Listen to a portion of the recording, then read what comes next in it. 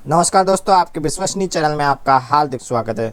दोस्तों, आज हम आपको बताने जा रहे हैं मध्य प्रदेश में यदि आप पॉलिटेक्निकल की पढ़ाई करना चाहते हैं, यानी कि आप इंजीनियरिंग का डिप्लोमा मध्य प्रदेश से करना चाहते हैं, तो आपको क्या प्रोसेस अपनाना होगी। तो दोस्तों, हम वीडियो शुरू करें उससे पहले अपील कर लेते हैं उन लोगों से जिनने अभी तक हमारे चैनल को सब्सक्राइब नहीं कर पाए, जल्द से जल्द हमारे चैनल को सब्सक्राइब कर ले, जिससे फ्यूचर में आने वाली अपडेट सबसे पहले प्राप्त कर सके। तो दोस्तों, हम आपको बताने जा रहे हैं कि मध्य प्रदेश में पॉलिटेक्निकल कॉलेज में एडमिशन लेने के लिए आपको किन किन प्रोसेसों से गुजरना पड़ता है। तो दोस्तों, मध्य प्रदेश में पॉलिटेक्निकल में एडमिशन दो तरीके से होता है। पहला तरीका होता है दोस्तों पीपीटी एग्जाम के थ्रू, और दूसरा तरीका होता है नॉन पीपीटी एग्जाम के थ्रू। तो दोस्तों, पीपीटी क्या होता है? तो मध्य प्रदेश सरकार प्री पॉलिटेक्निकल टेस्ट नाम से एक एग्जाम लेती है। इस एग्जाम में जो लोग क्वालिफाई होते हैं उन लोगों को पॉलिटेक्निकल कॉलेज में एडमिशन लेना होता है। इस एग्जाम को दोस्तों पीपीटी एग्जाम कहते हैं। नॉन पीपीटी एग्जाम क्या होता है दोस्तों? मतलब मध्य प्रदेश सरकार से कोई एग्जाम नहीं होगा और डायरेक्ट आपको पॉलिटेक्निकल कॉलेज में एडमिशन मिलेगा। इसको नॉन पीपीटी एग्जाम कहते हैं।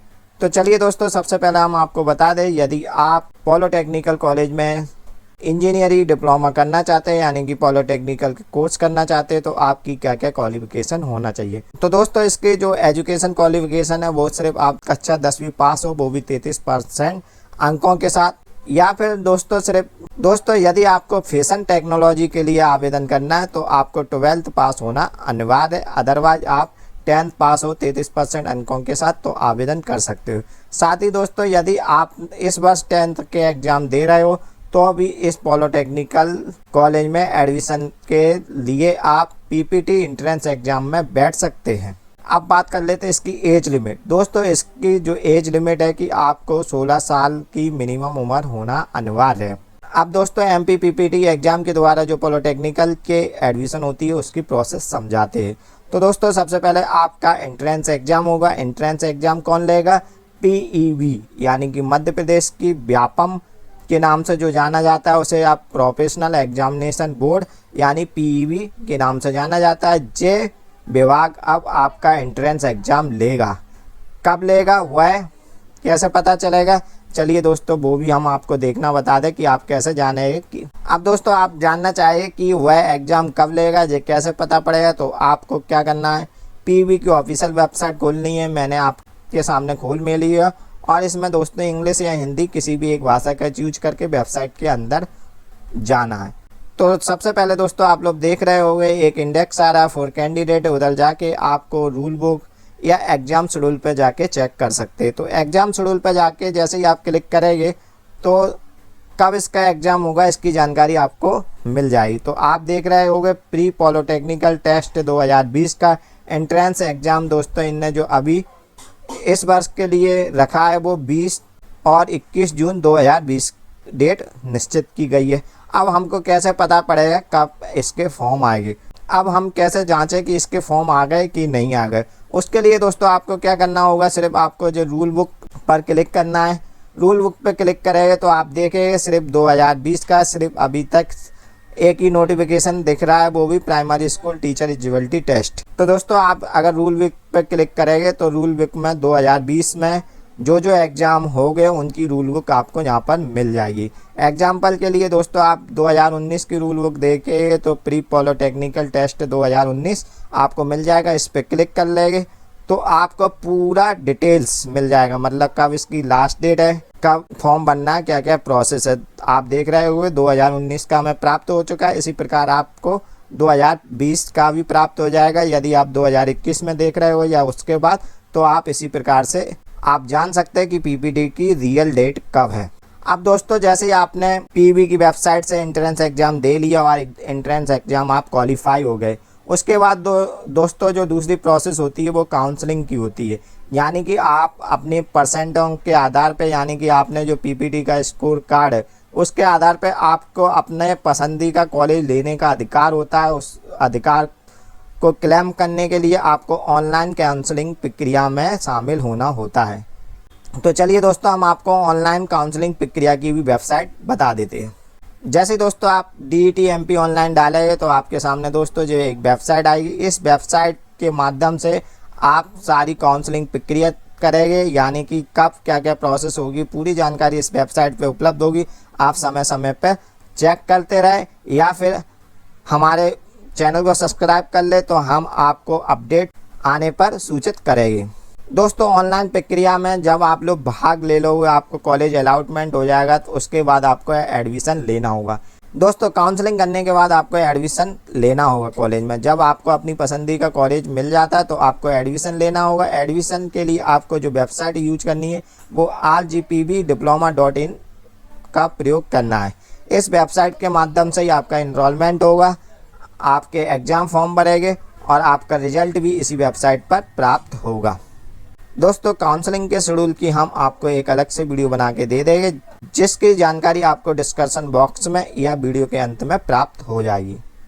अब आप जानना चाहेंगे कि इसका एग्ज़ाम पैटर्न क्या होता है, यानी यदि आप पीपीटी एंट्रेंस एग्ज़ाम देना चाह रहे हैं तो इसके लिए आपका एग्ज़ाम पैटर्न क्या होगा। तो दोस्तों, पीपीटी का एग्ज़ाम देना है तो पीपीटी का एग्ज़ाम कक्षा 10 बेस होता है, इसलिए ये दोनों भाषाओं में पेपर आता है, हिंदी और इंग्लिश की भाषा में आता है और 2 घंटे का आपको समय दिया जाता है, जिसमें 150 क्वेश्चन आते हैं। 50 आपके फिजिक्स से आते हैं, 50 केमिस्ट्री से और 50 मैथ्स से, यानी 150 क्वेश्चन हर सब्जेक्ट से 50-50 अंकों का पूछा जाता है। पेपर आपका दोस्तों ऑनलाइन होता है और ऑब्जेक्टिव टाइप आपका पेपर होता है। तो दोस्तों, अब आप जानना चाहेंगे कि पीपीटी का मिनिमम कट ऑफ कितना रहता है। तो दोस्तों, यदि आप 33% भी अंक पीपीटी के स्कोर करते हैं तो आपका एडमिशन हो जाएगा। अब चलिए दोस्तों, हम आपको बता देते हैं, यदि आपने इस वर्ष पीपीटी का एग्ज़ाम नहीं दे पाया तो भी क्या आप पीपीटी के बिना पॉलिटेक्निकल कॉलेज में पॉलिटेक्निकल का डिप्लोमा कर सकते हैं या नहीं। तो दोस्तों, मध्य प्रदेश सरकार ये सुविधा दे दी है। जब मध्य प्रदेश के पीपीटी वाले बच्चे पूरा एडमिशन ले लेते हैं, उसके बाद जो सीटें बचती है उन सभी सीटों पे नॉन पीपीटी एग्ज़ाम के द्वारा भी एडमिशन मिलता है।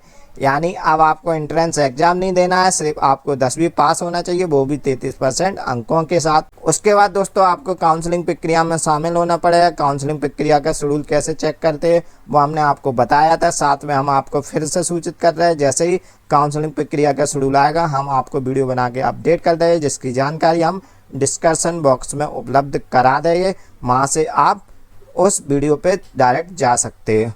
इसके अलावा दोस्तों, जब आप काउंसलिंग करा देंगे, काउंसलिंग के बाद आपको एडमिशन कराना होगा। एडमिशन के लिए दोस्तों जो वेबसाइट का प्रयोग होगा अब वो rgpbdiploma.in वेबसाइट का प्रयोग होगा। इस वेबसाइट के माध्यम से ही आपका इनरोलमेंट होगा और आपका एग्ज़ाम फॉर्म भरेगा और इसी वेबसाइट पर आपका रिजल्ट प्राप्त होगा।